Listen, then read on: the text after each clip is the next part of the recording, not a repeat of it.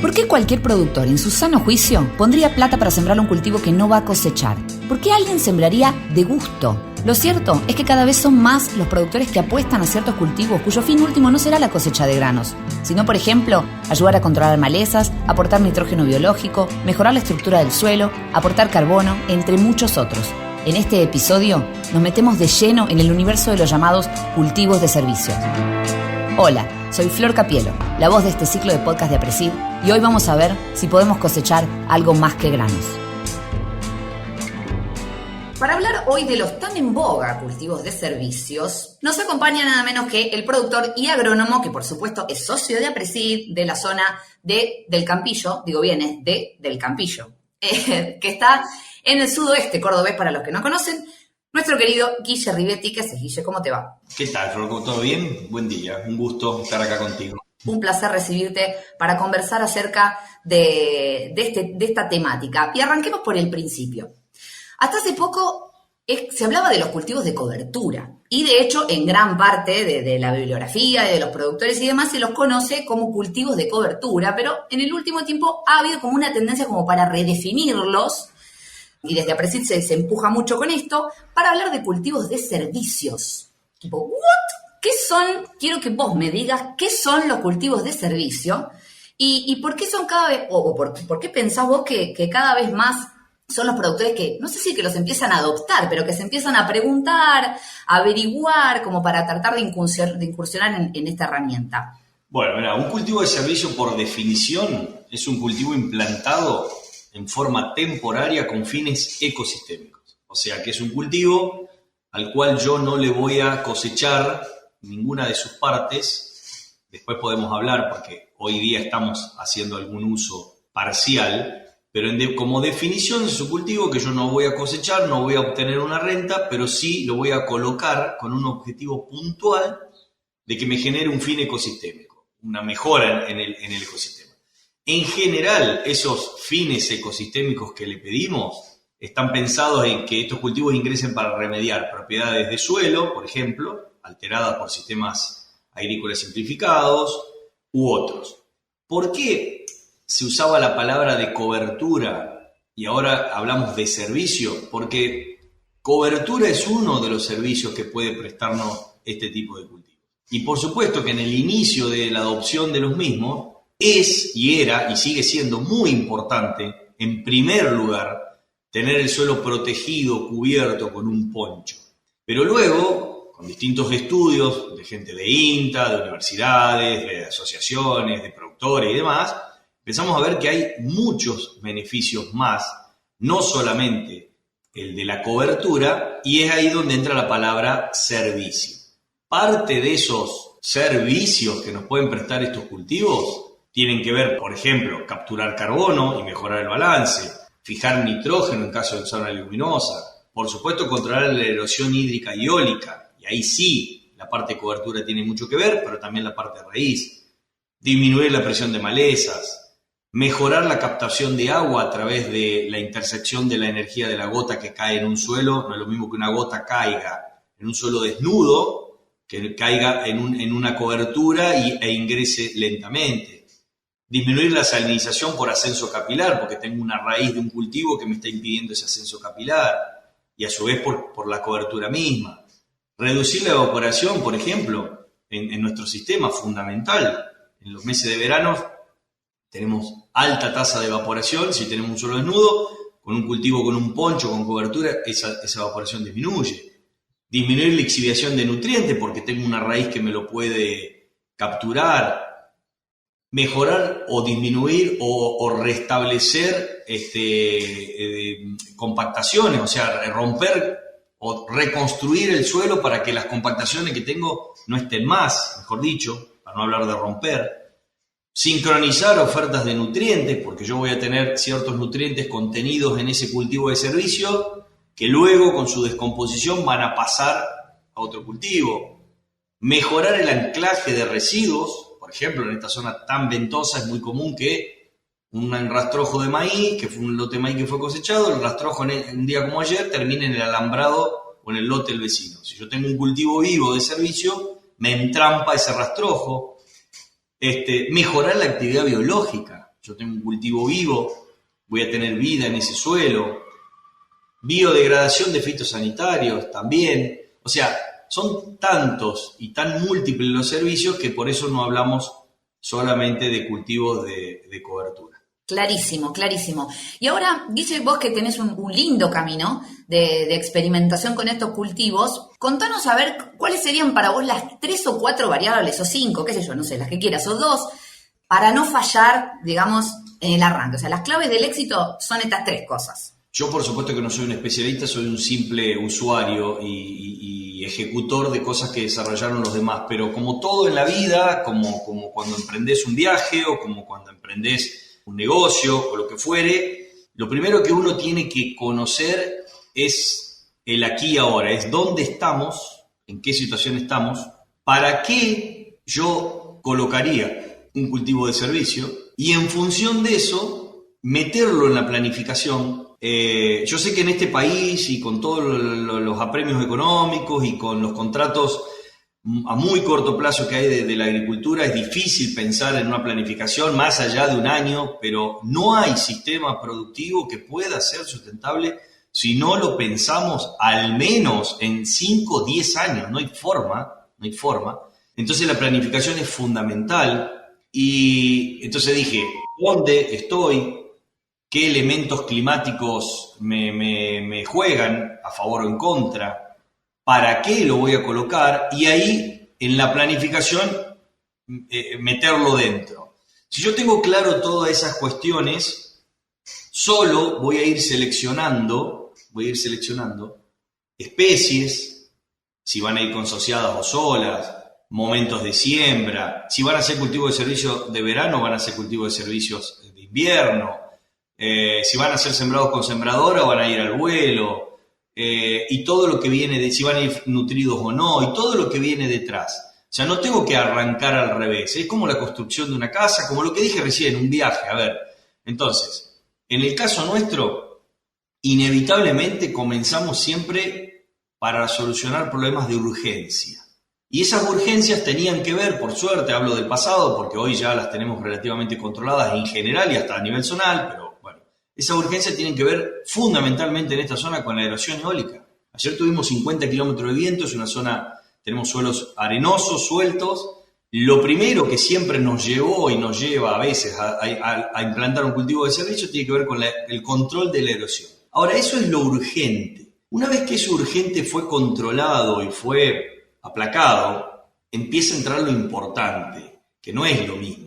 Entonces, muchas veces nosotros como agrónomos tenemos que actuar como bomberos, atajando lo urgente y nos perdemos lo importante. Y en lo importante viene la planificación. Y en la planificación viene pensar al cultivo de servicio como un participante más de nuestra rotación, con la misma importancia y dedicación que un cultivo de renta. Porque va a ser tan importante el objetivo de ese cultivo de servicio que yo le voy a pedir, que lo voy a tener que atender de la misma manera. Y ahí es donde yo digo, bueno, a ver, entonces empezamos a abrir el juego. Ok, la erosión la tengo controlada. Bien, ¿qué necesito yo de este cultivo de servicio? ¿Necesito fijar carbono o fijar nitrógeno? ¿Más carbono que nitrógeno o ambos? ¿Necesito cortar el ascenso capilar de una napa freática que está muy encima en los años de inundación y me está generando problemas?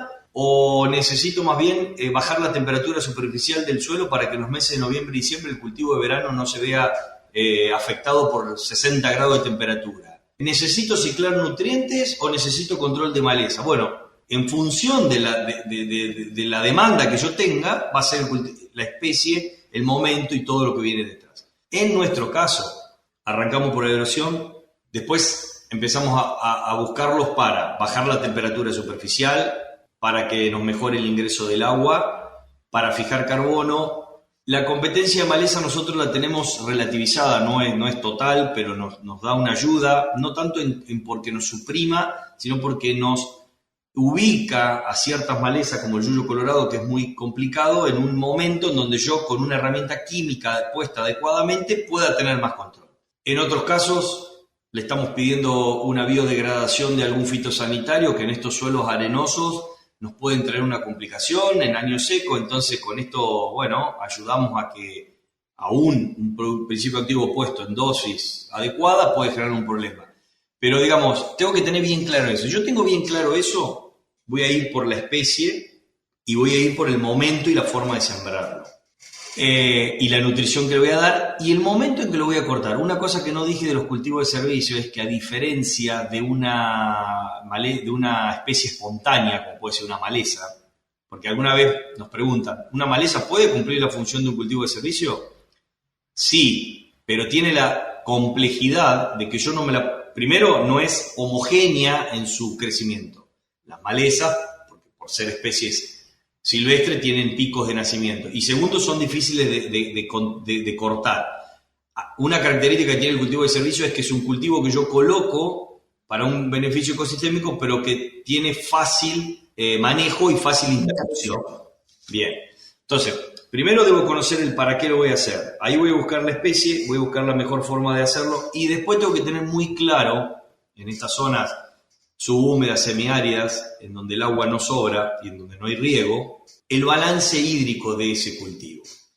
Y ahí, hoy, zonalmente, tenemos mucha información. En lo particular, yo participé de 5 años de la red de cultivo de servicio del sistema Chacra de APRESID, pero también el INTA viene trabajando, también hay universidades y demás.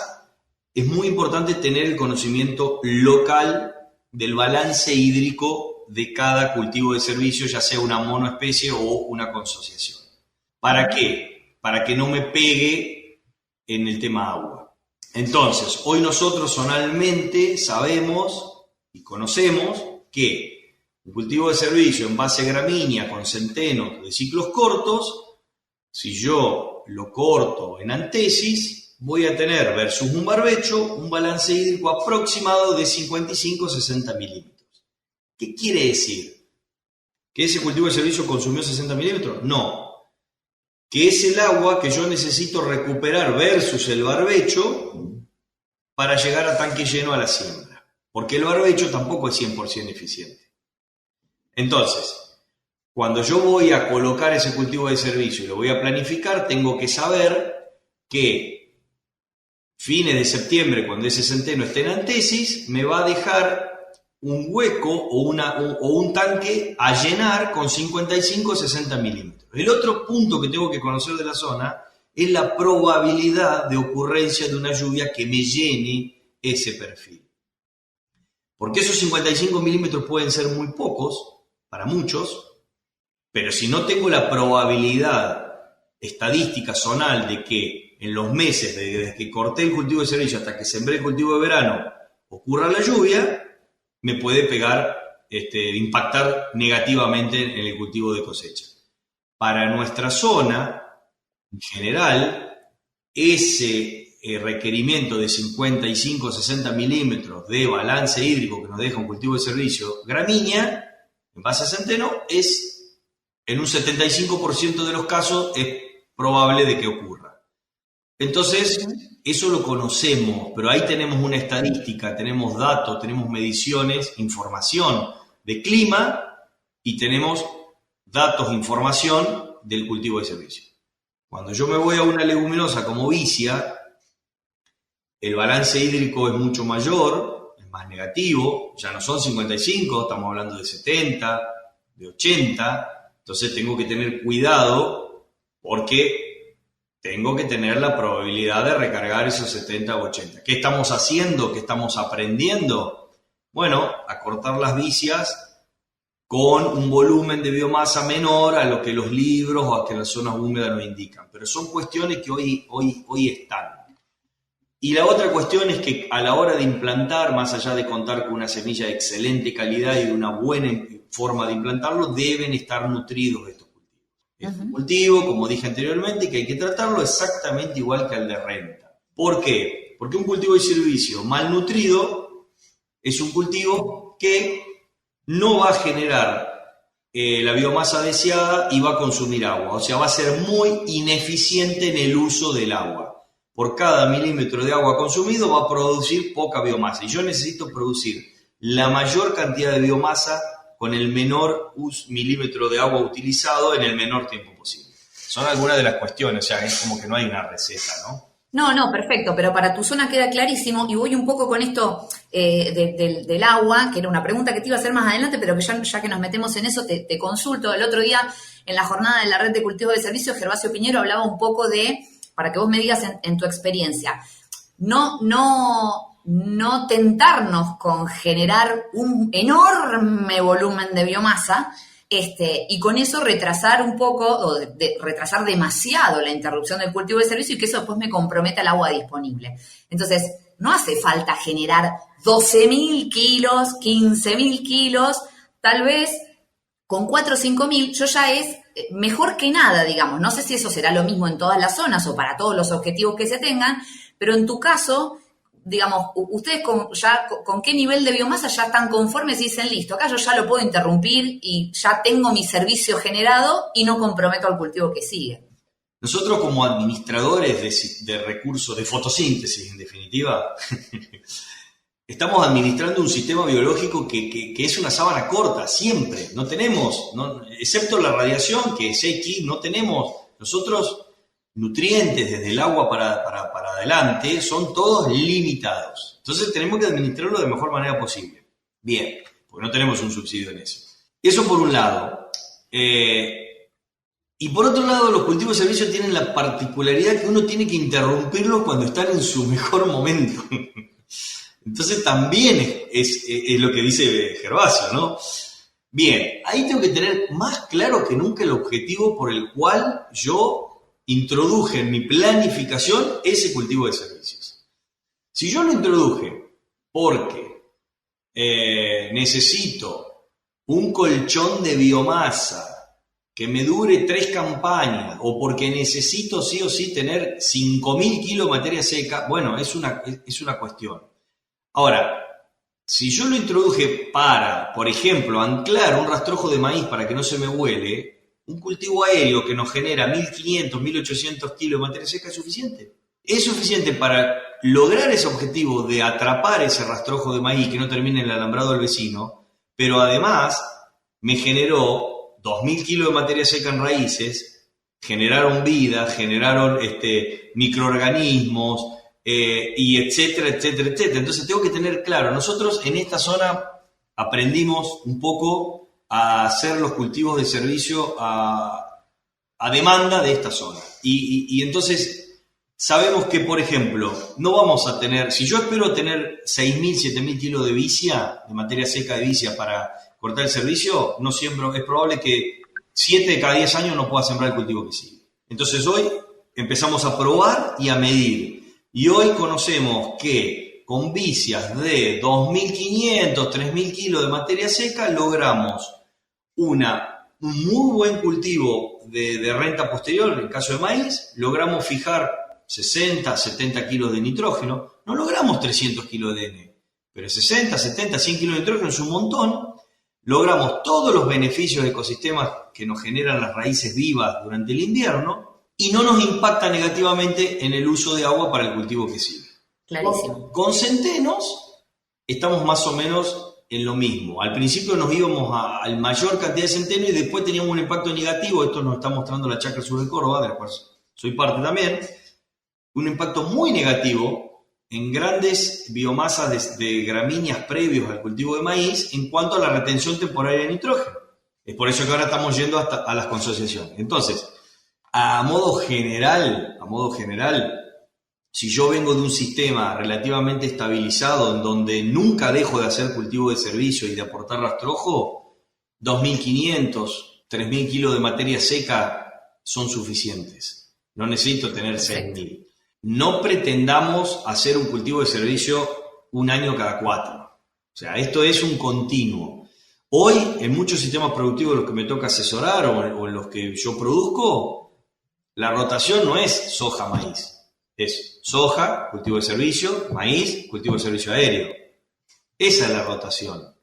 Aunque yo coseche el grano de la soja y del maíz nada más, pero lo otro está metido dentro y está puesto y está planificado. Y no tengo que salir en marzo, en abril a ver si consigo la semilla del centeno, a ver qué. No. En diciembre ya tengo la semilla, tengo el fertilizante. Es sistemático. Claro, porque si no sí que la pagamos caro. Guille, ahora te pregunto un poco, algo hablaste de los objetivos que tienen ustedes en tu zona, pero si podés mencionarnos algunos ejemplos de cuáles son las opciones que barajan para cada uno de esos objetivos, o el manejo general que se hace, o sea, especies en concreto, decir, bueno, que en tal ocasión, o para tal objetivo hago esta consociación, si quiero, y así. Yo trato de ser un seguidor primero, basarme en la ciencia, por supuesto, y trato de ser un implementador de lo que la ciencia logra en la microparcela o en el laboratorio. Entonces, algo que me craqueó la cabeza o nos cambió el paradigma fue empezar a conocer todos aquellos beneficios a través de la microbiología del suelo que venían por tener una raíz viva. Y entonces es como que bajo esa premisa y bajo ese cambio de paradigma, cada vez que instalo un cultivo de servicio no lo instalo tanto pensando en lo que me genera por encima del suelo, sino por debajo. Y si bien es verdad que hay ambientes dentro de algunos campos en donde buscamos algún objetivo puntual, en general, en la mayoría hoy estamos buscando el objetivo de tener el suelo vivo, porque sabemos que si tenemos el suelo vivo y bien nutrido, va a ser el sustento y el sustrato para tener un buen cultivo después. Entonces es como que le bajamos un poco la presión al cultivo de servicio en pedirle, no, a este me va a controlar la maleza, este me va a dar N, este me va a controlar la salinidad. Un poco le bajamos, porque todo confluye en que si está vivo, está verde y está funcionando, los parámetros mejoran. No obstante ello, sin perder de vista la cobertura, que para nosotros es fundamental, por bajar la temperatura, primero por controlar la erosión, por bajar la temperatura y por la infiltración, es verdad que dentro de un campo tenemos, por ejemplo, algunos objetivos de decir, vamos a mejorarle la parte física a este suelo, vamos a generar poros, tubería para que ingrese el agua y el oxígeno y para que las raíces puedan crecer mejor. Bueno, ahí generalmente buscamos leguminosas tipo vicias consociadas con alguna gramínea tipo centeno. Generalmente antecesor maíz, y de paso también le pedimos que nos deje algo de N. En otros casos, tenemos que deprimir, no es el caso de estos últimos años, ¿no? Pero bueno, en algún caso hay que deprimir una napa. Bueno, busquemos una especie de cultivo de servicio que tenga gran consumo de agua. Vuelve a aparecer la vicia. Tengo que lograr el poncho superficial porque está medio flojo de cobertura este lote, y ahí sin duda no vamos a pensar en vicia, vamos a pensar en centeno. Tenemos centenos hoy de ciclos cortos que son capaces de generarnos 5, 6, 7 mil kilos de materia seca con un uso consultivo de agua bajo. Bien, pero después que logramos eso, viene hoy estamos en camino de diversificar, porque nosotros nos acostumbramos demasiado rápido al monocultivo de cultivo de servicio en base a gramíneas. ¿Por qué? Porque el centeno es de gran adaptación, de fácil conseguir la semilla en esta zona, pero estamos viendo que no nos alcanza solamente con eso, estamos metiendo mucho carbono, ese carbono nos genera algunos impactos negativos, hay que diversificar, bueno, y más. En otros casos, tengo que impedir el ascenso capilar de un suelo hidroalomórfico con una napa de mala calidad cercana. Bueno, ahí vamos también con una leguminosa con una gramínea, y en general rotamos siempre entre centeno y vicia. ¿Y por qué esas dos especies? Porque de todos los ensayos que hicimos con la red de cultivo de servicio de APRESID, nos quedan en esta zona con adaptabilidad la vicia y los centenos y los triticales. No tenemos mucho más.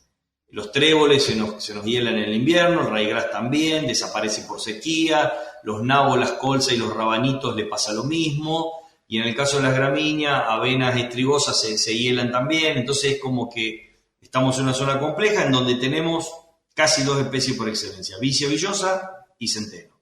Y con esas vamos jugando. Y después, por ejemplo, a partir de eso también se define, por ejemplo, si lo van a sembrar de forma aérea antes de que cosechar el cultivo previo, si va a ser de forma terrestre, y lo mismo la interrupción, si es, no sé si usás rolo o si es todo secado, quemado, o bueno, lo definen también en función de eso. Totalmente. En general nosotros detrás del cultivo de soja, digamos, todo lo que podamos sembrar con sembradora, con una máquina, lo hacemos. Fundamentalmente por dos razones.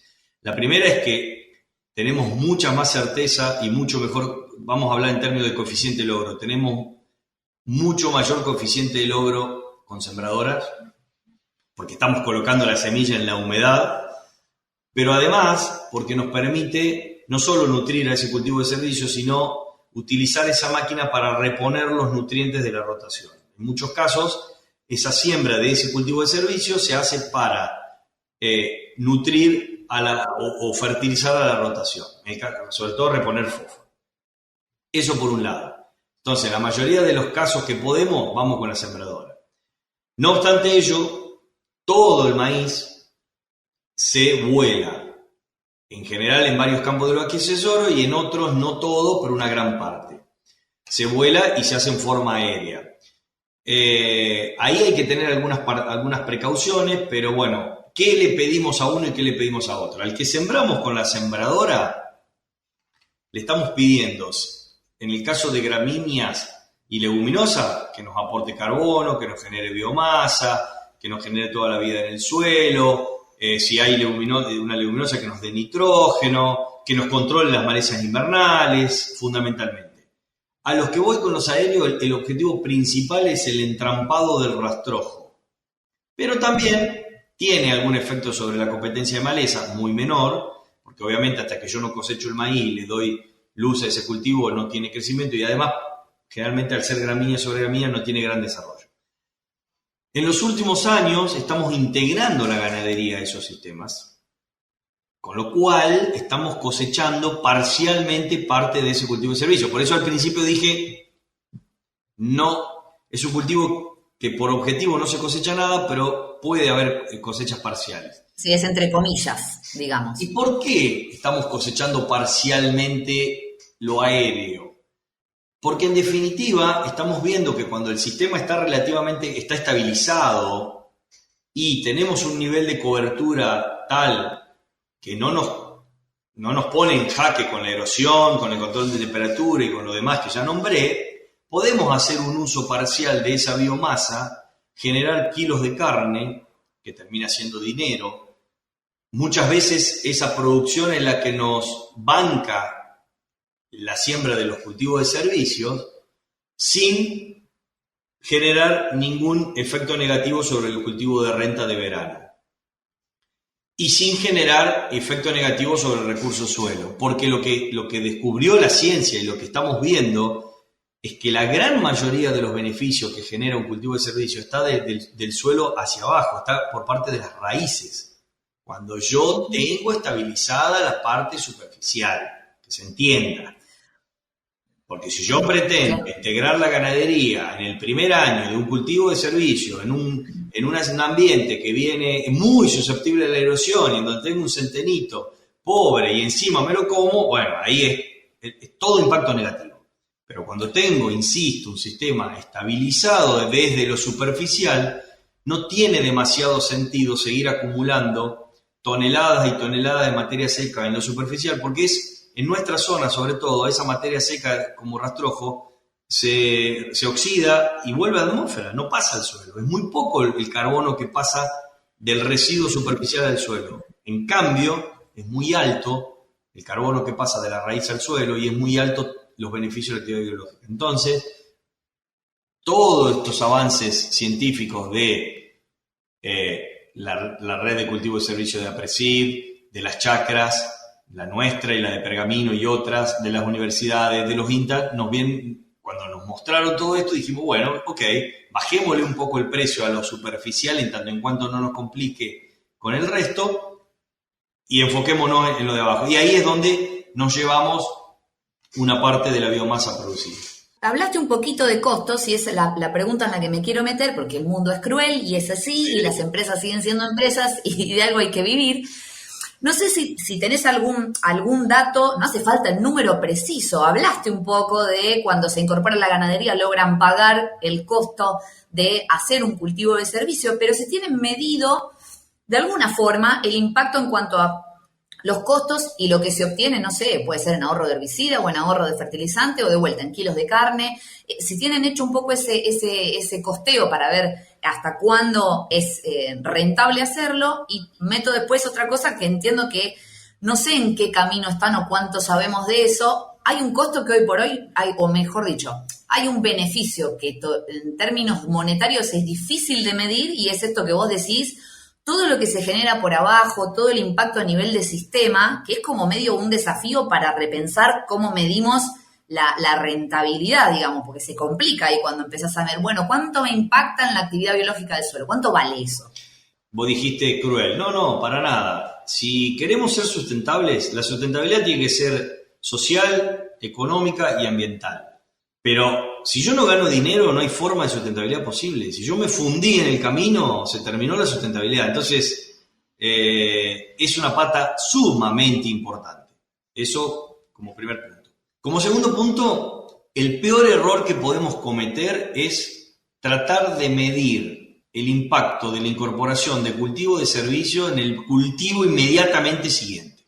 Y por varias razones. Primero, porque estos son tecnologías de procesos, son procesos productivos, son procesos biológicos, tienen sus tiempos, no es un insumo que yo le estoy colocando a un cultivo y veo la respuesta. Entonces, de vuelta, en la inmediatez en la que vivimos, sobre todo en este país, parece una cosa loca, pero si yo pretendo medir el beneficio en lo inmediato, probablemente en muchos casos me lleve una frustración.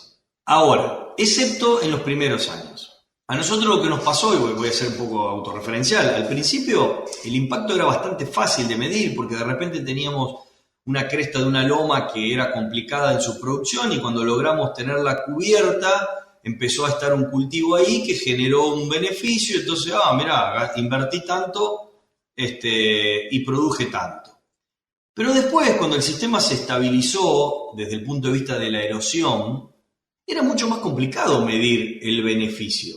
Nosotros tenemos ya desde el 2009, iniciamos 2007 los primeros esbozos de cultivo de servicio, 2009 fuertemente. Y cuando uno mira la evolución de los cultivos, pasaron diferentes cosas. Lo primero que vemos es que estabilizamos mucho más los rendimientos, dejamos de tener saltimbanquing de lote a lote.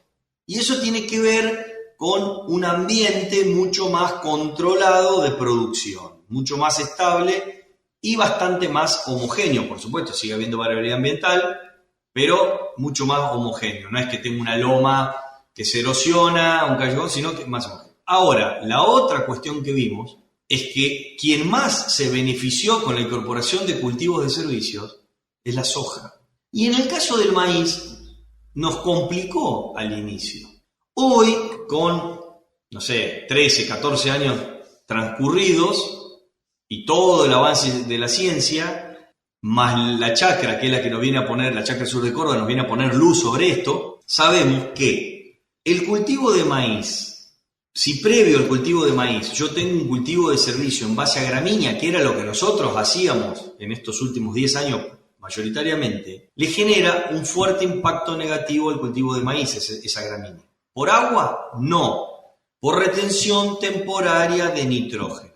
Estoy colocando un cultivo, una gramínea, previo a una gramínea, un cultivo como el centeno que tiene una relación carbono-nitrógeno de 70 u 80-1 y toda esa masa de carbono radicular a descomponer, cuando la masa microbiana la detecta, empieza a multiplicarse. Para multiplicarse necesita nitrógeno porque su cuerpo es proteína y es nitrógeno, y entonces nos retiene, no es una inmovilización, una retención temporaria, todo el nitrógeno que hay en el suelo. Bien, eso lo podemos subsanar con aportes de fertilizante nitrogenado sintético. Sí y no. Se puede compensar, pero hoy la Chacra Sur de Córdoba nos muestra que aún con fertilizaciones altas o interesantes nitrogenadas, ese efecto de retención temporaria de nitrógeno está y el maíz se ve perjudicado en un 8-20%. Es muchísimo. Por eso que nosotros estamos migrando y dejando de colocar centenos puros delante de maíz para colocar consociaciones en donde la vicia tiene una alta predominancia. Bien, ahora, ¿qué le pasa a la soja? Estos son todos datos medidos de la Chacra Sur de Córdoba, no es Anata. La soja se ve beneficiada, ya sea por tener una intensificación con gramínea o con leguminosa, en un 5 a un 15%.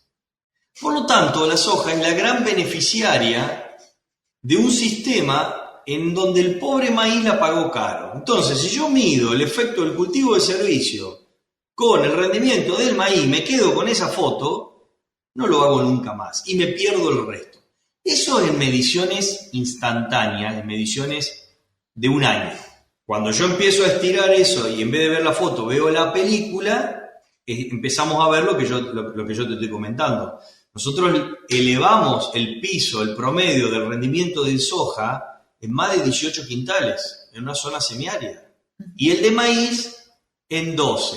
Pero queremos ver ahora qué nos pasa de acá 4 o 5 años cuando a partir del ingreso de más leguminosas al sistema. Eso es visto desde el rendimiento. Te puedo mostrar efectos desde la infiltración, también obtenidos desde la chácara. Con 3 años de intensificación versus una rotación simple soja-maíz, en 7 sitios de las chacras aumentamos en promedio el 90% del ingreso de agua por hora. 90%. O sea, pasamos de 50 a 60 milímetros hora que entraba el agua en nuestro suelo a 110, 120. Es un montón, es un montón. Y en términos de carbono, ¿qué nos está pasando? Todavía no estamos viendo. Creo que es muy poco estos años para ver un aumento en el carbono. Por lo tanto, estas son cosas que las tenemos que medir, tenemos que permitirnos ciertos tiempos. Una de las cosas para no fracasar en esto es no ser ansioso y querer medirlo al año siguiente.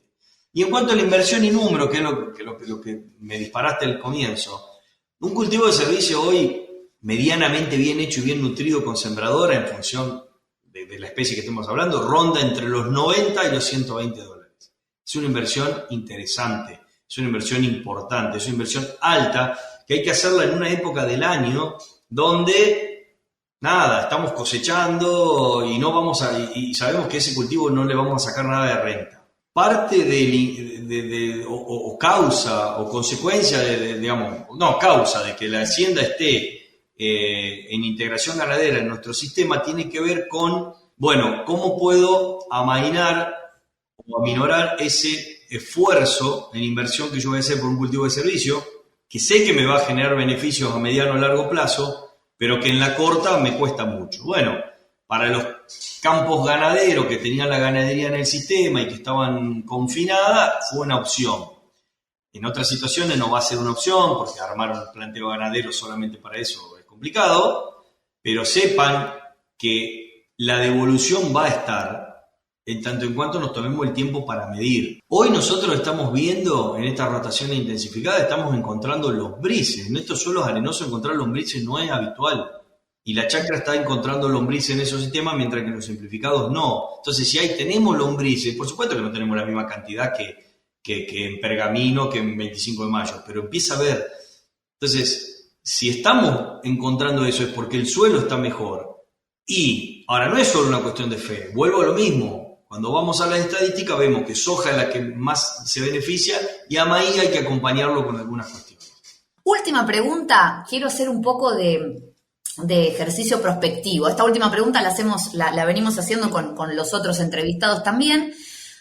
Digo, te tiro un número que también se tiró en la jornada de cultivo de servicio y que es interesante para pintar un poco la situación actual. Obviamente que no es un juicio de valor pensando en el contexto en el que estamos, que venimos de 3 secas, un año de elección, estuvo bastante complicado, pero se tiró un número que dijo que Gervasio en la última campaña puede, o sea, un 1 o 2% más o menos, no recuerdo la cifra exacta, pero era seguro más del 60% de los lotes estuvo en barbecho durante el invierno. Es decir, 6 de cada 10 productores no sembró nada. Eso es un poco el panorama actual. Y entonces, hacer un ejercicio de cómo te imaginás vos, un poco de deseo, un poco de realidad, pero ¿cómo te imaginás vos que van a ser los próximos años en materia de cultivo de servicio? ¿Cómo va a cambiar el paisaje en cuanto a la adopción? Pero también, ¿cuáles van a ser los desafíos? Vos hablaste un poco de ojo con el monocultivo, de cultivo de servicio, ya sea de gramínea o mismo de vicia. Es como, ¿cómo evitamos, cómo hacemos frente a esos desafíos para no volver a tropezar con las mismas piedras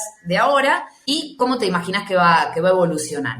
A ver, lo primero que veo es lo que Gervasio relevó. Veo que hay mucho por crecer y mucho por trabajar y mucho por hacer extensión en la implementación de mantener el suelo vivo más tiempo del que lo estamos teniendo hoy.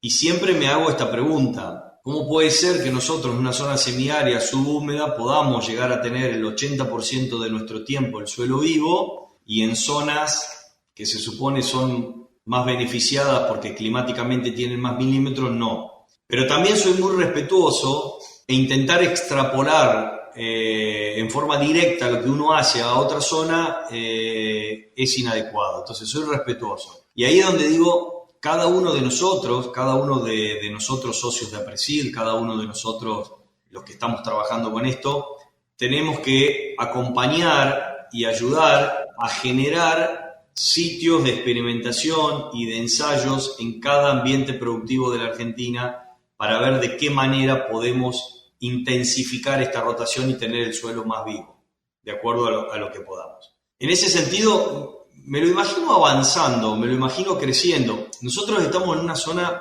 el departamento General Roca, que es el de sur de Córdoba, es el departamento por cuarto o quinto año consecutivo que más cultivo de servicio tiene, con el 20% de su superficie, de la Argentina. Algunos nos dicen, bueno, pero no tienen trigo, si metemos el trigo hay otro similar, es verdad.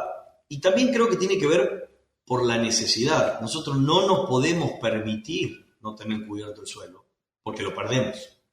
Entonces, ¿qué veo yo? Veo que hay zonas en las cuales no se está buscando esto de la intensificación porque de alguna manera no ven la necesidad de hacerlo porque lo más visible que es la erosión eólica no la tiene. Pero nos estamos perdiendo todo el resto. Entonces, bueno, ahí es donde yo digo hay que tener presencia territorial, hay que ser docente en el territorio y hay que tratar de salir de la tranquera de nuestro lote y nuestro campo con jornadas, con ensayos, con integración y con instituciones, con lo que fuere, y empezar a experimentar esto que está funcionando en otros lugares. Si nosotros somos capaces, y APRESID es una institución pionera por excelencia en esto de no solo quedarse con el conocimiento per se, sino salir de la tranquera. Y bueno, tenemos que ponernos a trabajar. Yo creo que va a ir en aumento porque el otro sistema está haciendo agua por todos lados, por otro lado. O sea, no les va a entrar a lo mejor, en otra zona no va a ingresar por parte de la erosión, pero va a ingresar por parte de la degradación física, que ninguna herramienta compone, ninguna. Bueno, malezas resistentes es otro tema. Les va a llegar por el lado, nos está llegando por todo el lado, por el lado de las malezas, totalmente. Por el lado pero sobre todo por la parte física y la cosecha del agua. Vemos, cuando viajamos, tenemos la suerte de viajar mucho y porque todo nos queda lejos, ¿viste? Entonces no queda otra. Todo nos queda lejos. Y vos ves que, sí, llovió 60 milímetros, pero al suelo entraron 30. En un lugar entraron 30, en el bajo entraron 180 porque vino el agua ahí. Entonces, ahora, tenemos que difundir todo esto, tenemos que trabajarlo en conjunto y tenemos que experimentarlo, es verdad. Yo no me puedo quedar tampoco con que, mirá, nosotros hacemos el 80% de esto, háganlo. No, bueno, y ahí hay un rol fundamental que tenemos cada uno de nuestros socios. Pero sin duda estoy convencido porque todos los estudios de investigación nos muestran esto, de que la única manera de producir en forma sustentable, con menos brecha y a su vez capturando el carbono ambiental, que es una demanda que tenemos inminente, va a ser con sistemas mucho más biodiversos y mucho más intensificados. No hay otra manera. No hay manera de capturar carbono si no es a través de los cultivos. Entonces, tengo que tener más cultivos. No puedo permitirme tener un suelo que respire 8 meses del año y que esté inútil siendo ineficiente con el agua. Por supuesto que hay que buscarle la vuelta, pero va por ese lado. Y ese sistema es el que nos va a ayudar también a bajar la huella. Porque es imposible, creo, bajar la huella de emisión si yo no tengo un sistema que capture más. O sea, pensar en bajar la huella de emisión con sistemas simplificados es imposible. Bueno, sí, coincide un poco con la mirada que tuvo Marce Arriola en su momento. Bueno, Guille, con esto cerramos. Te agradezco muchísimo por este tiempo que te has tomado para compartir con nosotros. Agradecemos a todos los que nos escuchan. Quiero ya que te cambies la bajada, la firma de tu correo, tu tarjeta de presentación a gestor de la fotosíntesis. Me gustó el título. Ya no soy agrónomo, soy gestor de la fotosíntesis. Así que, hablando en serio, te agradecemos. Les agradecemos a todos los que nos escucharon y los invitamos, por supuesto, a participar y a escuchar el próximo podcast. Bueno, el agradecido soy yo. Siempre aprendo, me enriquezco tremendamente de estos intercambios. Agradecerle a toda la audiencia que está enganchada con esto. Invitarlos a cada uno en su lugar a pensar sistemas más complejos de acuerdo a lo que podamos climáticamente tener. Y bueno, y en realidad lo de la gestión de la fotosíntesis no somos ni más ni menos que eso. Así que bueno, muchas gracias y a disposición para cuando lo requieran. Gracias. Hasta la próxima. Puedes encontrar más información sobre Apresid y sobre el sistema de siembra directa en nuestro sitio web apresid.org.ar. También nos encontrás en YouTube y en todas las redes sociales como Apresid.